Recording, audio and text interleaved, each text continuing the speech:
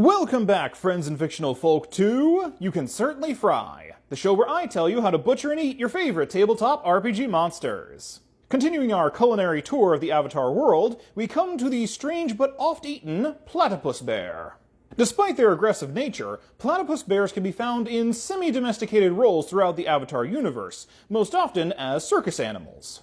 In these semi-domesticated roles, their eggs can be harvested and made into massive omelets similar in taste and texture to those of most birds.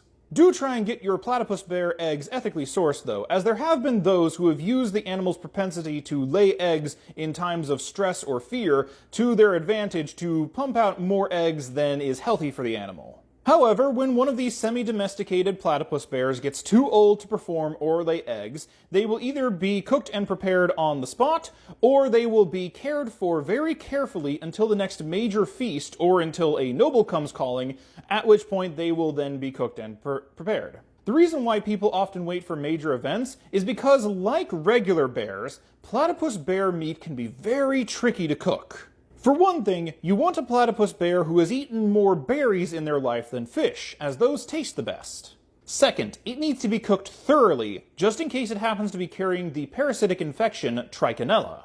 And third, if it is a male platypus, you need to carefully remove the venom spurs and sacs so that it doesn't end up spoiling the meat. As for the taste, it appears that being part platypus has made the meat quite tasty in comparison to regular bear meat. See, regular bear meat is on the sweeter side, with a greasy, coarse texture that some like, but others don't. Somehow, mixing that with platypus meat actually softens the texture, and turns the oiliness into more like that greasiness you have with a nice, succulent pig. Combined with the sweet meat of the bear, it ends up naturally tasting kind of like barbecue or orange chicken rather than just bear.